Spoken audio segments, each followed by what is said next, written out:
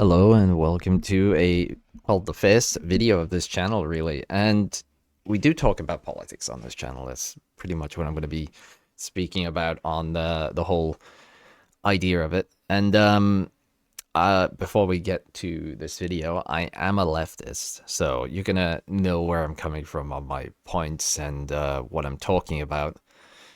But today, this morning, Zack Polanski did a interview with Trevor Phillips on Sky News, and it gets really interesting because Zack Polanski comes across as a person who understands what his beliefs are. He has a firm understanding of what he's campaigning for, and to see him get as much pushback from the media as he's been getting is insane. They can't really pin him down on anything. It's getting to the point where they're just trying to pick at something and throw something at a wall and hope it sticks.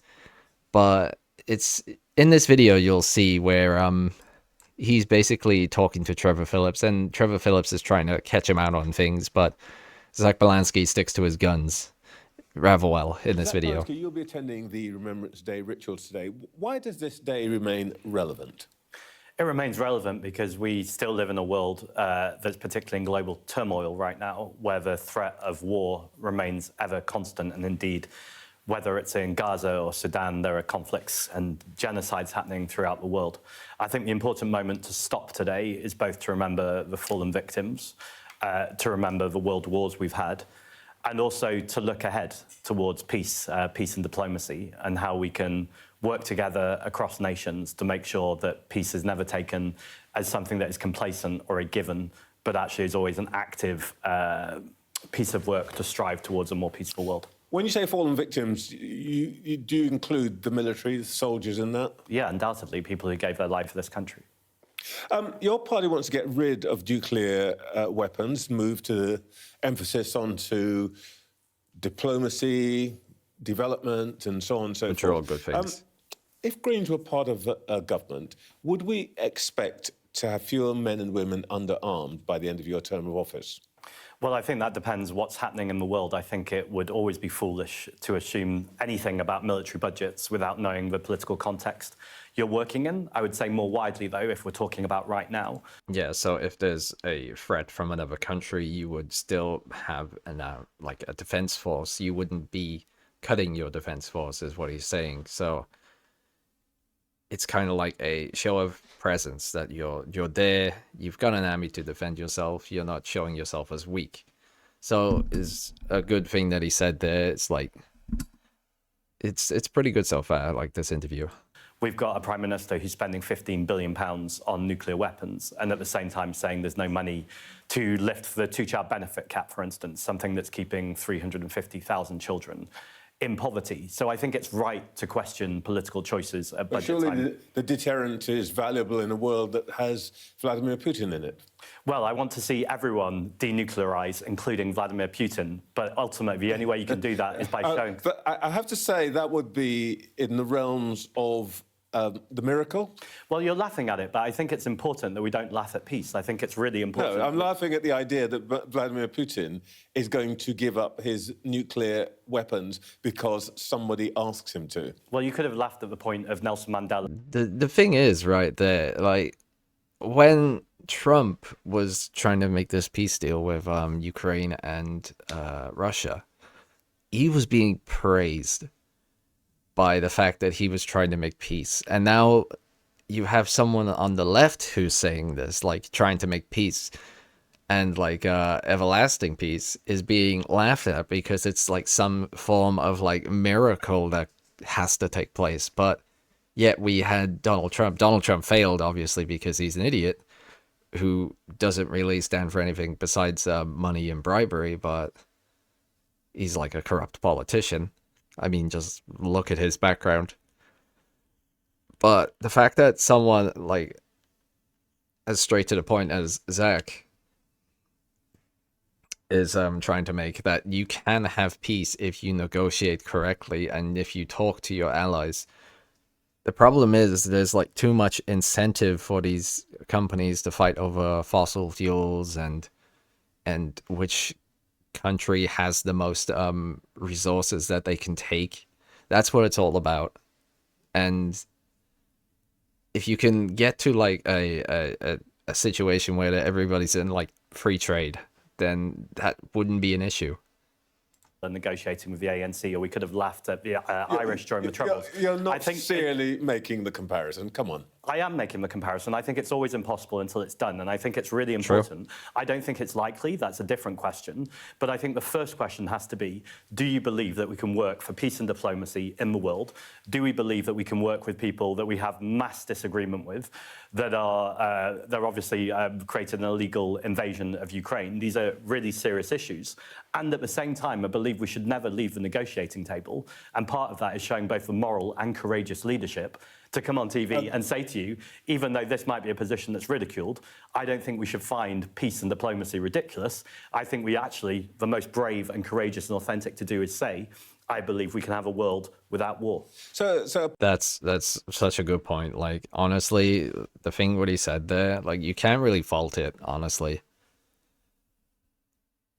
To like just constantly have peace talks and be around the table to talk to these other countries is a very important thing, instead of just cutting them off. Because like look at Ukraine now. It's just an endless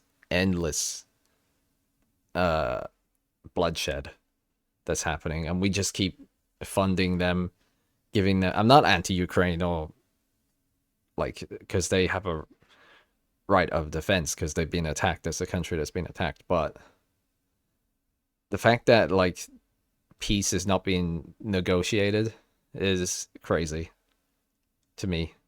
Prime Minister Polanski would negotiate with President Putin? Undoubtedly. I think it would be sociopathic behaviour to say you wouldn't negotiate with the president or a prime minister of any country. Can I just ask you, before we move on, you're wearing the white poppy as well as the red poppy. What is the implication of that? The white poppy began after the First World War, mainly from women's groups who were talking about peace and anti-fascism. So on the same day that we remember in the fallen, it's also looking ahead to the future and saying we want a world of peace. All right. Let's talk about COP, the climate conference in Brazil. Prime Minister's coming back, having refused to put British money into the... Which is crazy, by the way. The fact that we have this COP, whatever they call it, where all these world leaders fly over on private jets to talk about pollution, is one of the most ridiculous things ever. And when they're in like the pocket of all these fossil fuel companies, and they undoubtedly are like, they undoubtedly stand by these fossil fuel companies like Shell and all these other like oil providers. And then they'll turn around and be like, oh yeah, like oil prices are going up. We're sorry about that. There's nothing we can do about it. There is something you can do about it. And that's investing in clean energy, like actual like solar panels and freaking wind turbines. The fact that they say, oh, there's nothing we can do about it is stupidity. They can always do something about it. It's just the fact they don't want to, because there's an incentive from these like billion or trillion, whatever they cost, companies just to like say, no, don't put these wind turbines up. That's what it is. That's the rich backers that are like funding these governments are like pushing for more like fossil fuels, because it's those companies control everything. It's like a monopoly. The Tropical Forest Forever Fund, on the grounds that, frankly, we just can't afford it. He's right, isn't he? No, it's absolutely outrageous. We often talk about the fact, or the Prime Minister often talks about, that there's no money left, but there always seems to be money for nuclear weapons. We just spoke about that. Since the pandemic began in this country, billionaire wealth has doubled, but our assets, our power and our wealth has been stripped away. And so when it comes to climate negotiations that are international, we need to look at the cost of inaction. And when we look at the Amazon rainforest, for instance, that's often described as the lungs of the world. These are vital resources, both for nature and for our well-being, but also ways of reducing carbon emissions and making sure we have carbon capture. So again, we have the Prime Minister who's spending billions of pounds on carbon capture technology and unproven technology at scale, but can't do the basic investment in making sure that we're protecting forests. Now, he's gone to Brazil. I'm pleased. But what's he gone to Brazil for if he's only gone there to say, oh, I'm not going to give you any more money? Yeah, but It could have been if done a he Zoom call. were to put money into this kind of thing, I guess he would say, there's He your could have been like, here's an email, here's a Zoom call, we don't care. We just want the fossil fuels. That's all we want. You can keep your tree hugging, freaking solar panel and wind turbines to yourselves. We don't care. Burn down the forest. tax rise is right there. A tax rise. Yeah, or not. How do you pay for it? You tax people. Well, we could bring in a wealth tax on multimillionaires and billionaires, just a 1%. This is the thing that he doesn't understand. See, in Trevor Phillips's head, it's like, oh, you'll have to raise tax on working class people, people who are not earning enough as it is. Zack Polanski's argument is tax the wealthy, because there's much more money to be taken from them and much more money that they take from us. There was the clip of Zack, which he did, which is very, very true, or the video, where he says that the people on like a complete like street of all these houses, which make like, I think it was somewhere in the line of £28,000 a year, does not make the same amount as a billionaire in one day. A billionaire makes more money in one day than an entire street. And this is what he doesn't understand, because he has an agenda to push the ideals and the what do you call it? He has to like push the idea for his investors who are like investing in Sky. And those investors want to push the idea that they're not going to tax the rich, they're going to tax the working class people. But that's not the case. Zack wants to tax the rich, but Trevor Phillips wants to push that on as, oh, you're trying to tax poor people, working class people, people who are trying to open like shops and a small business. But Zack has always made it clear, like over and over again, no, we're not taxing these type of people. We're taxing like the 1%, and that's what we're going for. Tax on assets of £10 million or more, and a 2% tax on assets of £1 billion or more could raise between 15 and 25 billion pounds. The wider point here, though, is about the cost of inaction. If we continue to allow both internationally and domestically carbon emissions to rise, we know we will face increasing wildfires and floods. Oh. These are both dangerous for people's lives, but also, if we're going to talk about the economy, they're incredibly destructive for our infrastructure and for getting around. And by the way, you don't have to take my word for it. Just listen to the insurance companies. All right. Well, you sound I pretty think it was disillusioned with Neil deGrasse Tyson, who I was watching this morning on an old clip, and he was talking about climate change. And he said if the polar ice caps completely melt in the North Pole or the South Pole, wherever it was, I can't remember which pole, but he said, like, the Statue of Liberty in New York, the water would be up to its elbow. Now, I don't know how true that is, but if you have that much like of a rise in water happening, then most of the coastal cities will be lost. So it's a pretty serious thing to think about. But again, these like Trevor Phillips will laugh at this idea because it's something that the people who fund Sky News they don't want to push that. The Labour Party. So perhaps we can just get one thing off the table. There will be no cooperation between Greens and Labour Party to defeat reform. Well, I don't think I'm alone in my disillusionment. And in fact, a poll out yesterday showed that the majority of the population have completely lost trust in Keir Starmer. Now, this is a man... Yeah, because Keir Starmer does not have any of his own ideas. Again, this is like something that's being pushed from like the backers and the people who support that government. It's Keir Starmer is not his own person. He is a face for something that's like working behind the scenes. Keir Starmer does not stick to one idea of his own ideals. If Keir Starmer stuck to that, which he hasn't, he has like gone back on everything he wanted to do, it would be a much different situation. But the fact that Keir Starmer has no like strong ground that he can stand on and say, I believe in this, is such a disappointment. And that's why people don't trust Keir anymore. Of Jeremy Corbyn, but ditched every single pledge before he was even in power. We've got the two-child benefit cap, the disability cuts, the genocide in Gaza. No, Keir Starmer is not a man I would be willing to work with. Okay, No. so there will be no electoral... He's gone next year. Oh, well, not next year. Well, if maybe next year, Keir Starmer might not be in office, but he'll be replaced. Like, the fact that he's causing the party to go so low in the polls. Last time I saw, I believe Greens have overtaken them. And it's looking to be a general election between the Greens and Reform. And that's probably what's going to happen. Hopefully, like, the Greens and your party will form a coalition. Deal, however informal, with Labour, even though the division on the left might let Reform into number 10. Well, there's two things there. So in a recent poll just yesterday or the day before, Greens are actually outpolling the Labour Party. We're in 3 points ahead.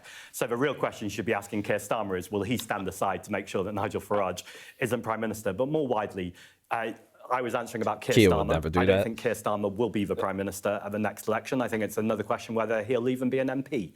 Yeah. And so will I work with a future Labour leader? Depends who the future Labour leader is. Oh, who would you like? It's not really for me to decide who the Labour leader is. What I would like to see is more and more people voting and joining the Green Party, which is why membership of the Green Party has over doubled in the last 2 months. I intend to keep helping make it grow. Okay, but a lot of people in the Labour Party who might fancy some sort of alliance with the Greens would be quite interested to know who they might support in the event that there's a vacancy that would make that alliance easier. Give them some guidance. Well, I can give some examples. I think Nadia Whittome, for instance, would make an excellent leader of the Labour Party. I don't think it's something she's necessarily in her ambitions right now, nor would the Labour Party, I'm sure she wouldn't mind me saying, necessarily support that. A left-wing MP, a very left-wing MP. Well, I think you say... Of course, he's on the left. What are you talking about? Zack is not some type of centrist. Like, what do they think? He's a socialist. Very left wing, but actually, when we look at what's happening in this country right now, look how far we've shifted to the right in terms of the conversation around migration, the conversation. Yeah, the like the view of the far right, because it is far right. Like, even Labour right now are on the right. It is three right-wing parties that have the voice right now, which are the Conservatives, Reform, and Labour. Labour has shifted to the right to try and get the voters of Reform, which has failed miserably. As like, we could have just looked at America at this and saw when Kamala Harris lost, she tried to like go to the and get the right voters, the voters from the right. It didn't work. Not working for Labour. People, the people on the right, their voters, people who buy into fear, like the fear of, oh, there's immigrants coming across and they're taking all our jobs, or there's like even the I don't want to say it because I might get flagged by YouTube, but the gangs or something that is going on right now in like Parliament. It's just fear-mongering. That's all that happens. Again and again and again from the right. There's no policies they can stand on and say, we're going to do better for this country. It's just, wow, there's an immigrant coming over and you should hate him. That's pretty much all they push. There's no, like, we're going to make life easy for you. It's, this person is making life hard for you, so you need to get rid of them. That's all they ever say. Around privatising our National Health Service through the back door. I don't think these are very left-wing ideals, and I don't think that would be a problem if they were. But actually what I'm saying is where the majority of the country are at, which is we should nationalise our public services, invest in our National Health Service, and tax multimillionaires and billionaires just a little bit more. Well, tax multimillionaires and billionaires Only them? That's not going to raise much money. No, so there's other things like bringing capital gains tax in line with income tax. The reason why that matters is right now we tax earned income more than we tax unearned wealth. That seems absolutely outrageous to most people as a result of political choices, and we can make different political choices. The Chancellor, it appears, is likely to raise income tax, maybe 1p, 2p, for everybody. Will your members of Parliament vote for that? I can't demand what our members of Parliament vote for because they have a free vote, but I would say the principles that we're all standing by is that those with the broadest shoulders should face the biggest burden, and that doesn't make Not the people at the bottom. sense to do that across the board universally. People are struggling so hard right So now. no, you don't want to rise an income tax? No, There was a video I saw of like, I forget who it was. I think it was the guy from Apple. I forget his name. Bill Gates. Yeah, I think it was Bill Gates. And this video, she shows how much money he has, and he like, she goes through all the stuff. There's like a website, and you could like choose what you want to buy with his money. And she like was showing that he could buy every team in the NFL. He could have a yacht, 100 Ferraris, his own private plane, probably even more than that, his own cruise ship. And she made a very, very important, or well, a standout fact towards the end of the video. She stated like, at the end of the video, like, this guy has so much money, and there's me at work worrying about if I spend money to buy food at work for lunch, if that's going to affect my bills towards the end of the month, like, because she has to save money. That's how crazy like things are. And like, we can't, people like us who like have go to jobs, work a 9-hour shift or like 9 to 5, and then just still worrying about money because we can't afford to even like treat ourselves to a lunch at work. It's insane. And then you've got like people saying, oh no, we can tax the rich, they'll just leave. They won't leave. people are tired and exhausted. Their wages haven't gone up, but food prices are going up. How can you make some of the hardest working people who haven't had a pay rise in years pay extra tax and allow multimillionaires and billionaires to continue not paying capital gains? All right. Your party, probably of all the major parties, has the clearest position on this issue of gender identity and so on. You believe trans women are women. Was the BBC right to censor its presenter Martine Croxall for her eye roll at having to say the words pregnant people? Well, I'd push back first of all and say it's not a belief. Trans women are women and trans men are men, and also non-binary identities also exist. And I think it's always important to be really clear about that. In terms of the BBC, they obviously have their own editorial guidelines. It's not for me to tell the BBC. It's such a stupid thing, man. To like push back on this, it's such a stupid thing to try and catch people on the left on. It's just like, what are we even talking about? Do you really care if there's a trans woman or a trans man? It's like, what is the big issue here? There is no issue. Does a trans person affect your day-to-day life? No, it doesn't. So what the hell is the problem here? It's just mind-blowingly stupid. It's a diversion from the important things that are going on. It's like, hey, you're poor, but look at this trans person who's doing nothing at all except existing. That's your problem.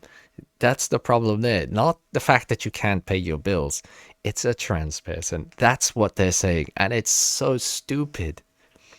Like, it's insanely stupid. Like, what are you talking about? Where are we going with this? Why?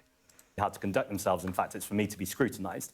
If you're asking me my opinion, though, I think it's really important that journalists are independent and partial, and I think eye-rolling as a journalist is clearly an unprofessional I think she thing just to do. said, if trans women are women, why don't we just say women? If trans women are women, why don't we just say women? Yeah, who needs pregnant people when you've got the word women? Well, I think those are different questions to the question you're asking me, which is, should a journalist be eye-rolling? And I just think it's quite obvious, no, they shouldn't. Zack Polanski, thank you for your time this morning. Thank you. It's just so dumb, man. Like, honestly, the stupidest thing ever to like talk about. Honestly, it's... But he did well. Zack, honestly, you did well there, buddy. Like, the fact that Zach has been in so much media and being able to get on these news channels and actually talk sense into what's going on today and day in and day out life, it's it's such a breath of fresh air, honestly. And the future's looking bright. If we have someone like Zach out there, then goddamn, future's looking bright, man. Like, I just can't get over we had Piers Morgan the other day who blocked Zach on Twitter as well. Like, it's a little bitch. It's like Piers Morgan started talking about trans people and stuff like that. It's like, what are you talking about? There's more important issues in the world than a trans person who's just wanting to live their life. How is this an issue? Why are you making it an issue? Why are you obsessed with this? What happened in life for you to be like this? It's like, what? Chill. Anyway, this is the first video of this channel. I went on a bit of a rant towards the end there. Hope you enjoyed it. I'll be making more of these and talking about like news and stuff and politics and conversations we'll be having on this channel. Hope you enjoyed the video. Please leave a like and subscribe. It will help grow the channel. And yeah, have a good one and stay safe out there. And just remember, the future is better and it is brighter.